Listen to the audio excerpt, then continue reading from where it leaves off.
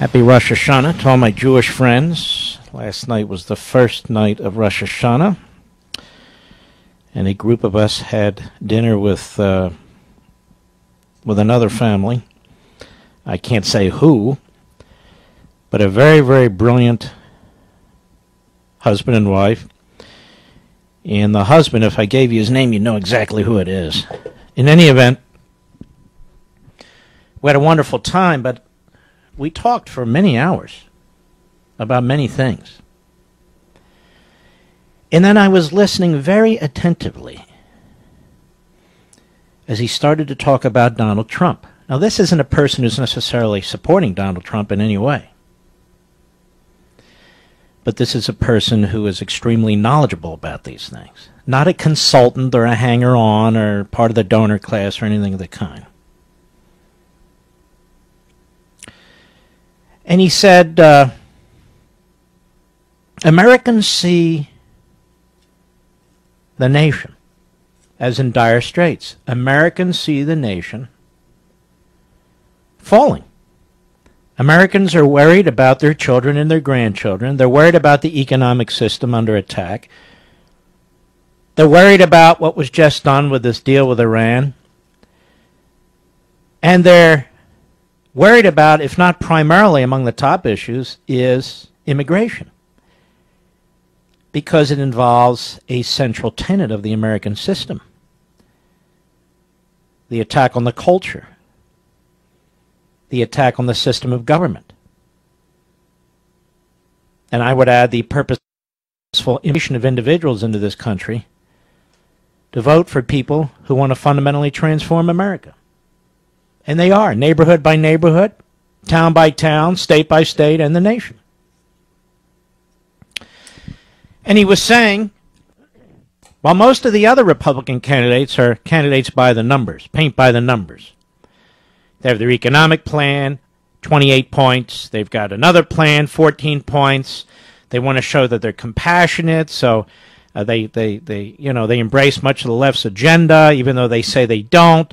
And they're certainly PC. They're very careful about the words they use and how they string them together and so forth and so on. Trump is none of those things. Again, this isn't a matter whether you support him or not. This is analysis, and this man was right on. He further said, not only is Trump the antithesis of this, which we already know, but he is constantly swinging for the fences. He's not interested in singles and doubles. He's swinging for the fences at every press conference, on every issue, on every media appearance, in the last debate, probably the next debate.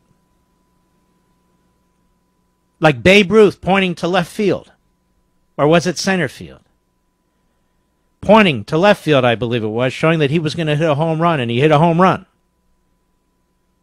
Again, if we'll put our biases aside and just think about what I'm saying, this is very interesting. I think it's a very sharp analysis of what's going on here. And he's swinging for the fences, and the American people, many of you say, we need to swing for the fences in order to win this game and get our country back. And you're tired of the so-called polished politician.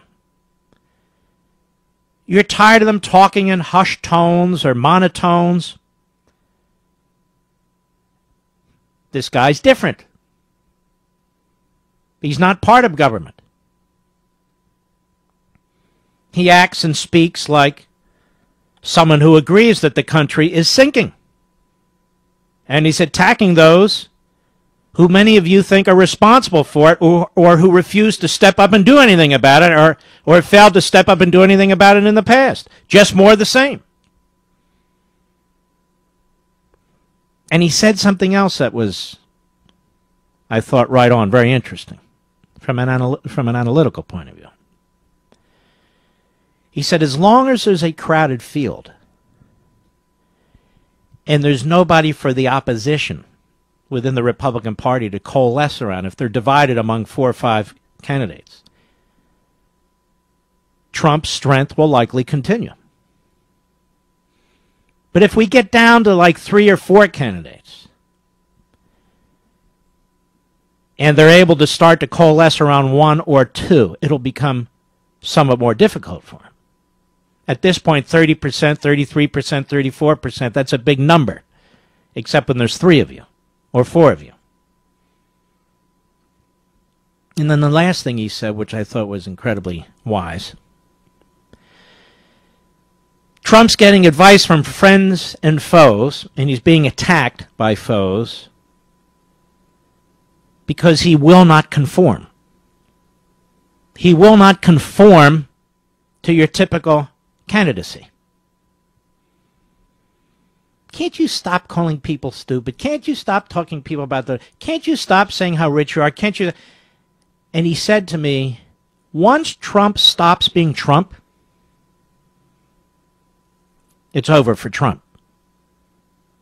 In other words, his point is Trump cannot take the advice of those who want him to mainstream himself. Trump cannot take the advice of those who want him to change himself, because it's his personality, his persona, the way he talks, the way he addresses things, that's gotten him where he is today. Now, I know it's frustrating as hell to the Republican establishment. I know it's frustrating as hell to those pseudo-conservatives who sit on their butt and don't raise a finger in support of activism or actually doing anything. And I know it's frustrating as hell for other candidates, and it's frustrating as hell to many of you, perhaps. But this is what he needs to do to separate himself from the pack, good, bad, or ugly. It may not be your cup of tea, but it's the cup of tea of some people, obviously. Now, that's not to say that there wouldn't be some unpredictable catastrophe in his campaign. I don't know what it would be because it's unpredictable. But he will certainly fail. Remarkably enough, if he follows the advice of the experts, he will certainly fail if he becomes one of 16 and changes who he is. So that may annoy a lot of people, but that happens to be his strength. Or he wouldn't be where he is today. A significant percentage of the Republican Party, certainly much of the conservative base, is completely turned off with the Republican Party. Now, I've talked about this for years now. This is not a surprise to those of you who've listened to this program. And I've been bare-knuckled about this, whereas others have tap-danced all around it. Mitch McConnell and John Boehner have been the worst possible so-called leaders the Republican Party could possibly have at a time like this, where we are confronting a lawless president. And the American people, more and more, are deeply concerned about what's going on. And they cannot rely on a quote-unquote loyal opposition in the Republican Party to fight this. Now, John Kasich, I will play some of the clips for him. John Kasich is moving further and further left. He's actually the Rockefeller Republican in this race, even though he'll point to his conservatism as a congressman, his conservatism as a governor. None of that matters. He's telling us today what he would do as president of the United States. He's never been president of the United States. Chris Christie is lurching to the right, but it's too late in my view. He's already exposed himself. Jeb Bush had as a policy initiative, before Trump got into this race, to run to the left of the conservative base. Remember, he met with John McCain, and he said he's basically going to run a general campaign in the Republican primary. And he blew off the conservative base. Now he can't stop talking enough about his conservative credentials as the Florida governor. But here's the thing analysts are missing, and was pointed out to me last night. Here's the thing even our friends George Will and Krauthammer and others are missing. We're so upset because Trump's not a conservative. Trump's not a conservative. None of these Republican establishment types are conservatives. McConnell, Boehner, Bush, Romney, McCain. None of them. But the central issue to most people who are concerned right now is the survival of the country vis-a-vis the left. the survival of the country. Whether it's our economic system, jobs and wealth creation, capitalism and so forth, whether it's our culture, whether it's our language, whether it's our Constitution, Obama has lit fuses everywhere. He's thrown political hand grenades everywhere. The Republicans are impotent. The Republicans are telling us they're not going to do anything about it. They can't do anything about it. Their surrogates are on TV trashing the Tea Party, trashing conservatives. They were going after Ted Cruz. They were going after Rand Paul. They were going after anybody who would stand up to them. And now this guy, who may not be a down-the-line conservative, is standing up to them. And he's kicking them all over the place. They're completely confounded. So we don't need lectures from so-called conservatives who were perfectly happy with Mitch McConnell, like the Wall Street Journal editorial page, which is a joke. Perfectly happy with John Boehner, who wanted Jeb Bush and want him to be the nominee, and before that Romney and so forth and so on. They're not conservatives. And today they pretend to defend the purity of conservatism when they don't. They're funding the entire Obama agenda. And so when a guy gets up in plain English, says, look, I've never been involved in these, these decisions. I'm a successful businessman. I'm a wildly successful businessman. He says it without apology. When Obama was attacking people for success, saying, look, you didn't earn your own success, this guy stands up and says, hey, I'm successful, and I'm worth $10 billion. But, whoa, listen to that guy. He's not afraid to say he's in the 1/1000th percent of the income earners. Or when he says a lot of immigrants are coming into this country illegally and legally, who don't love the country, who are criminals, go, whoa, this guy actually said that.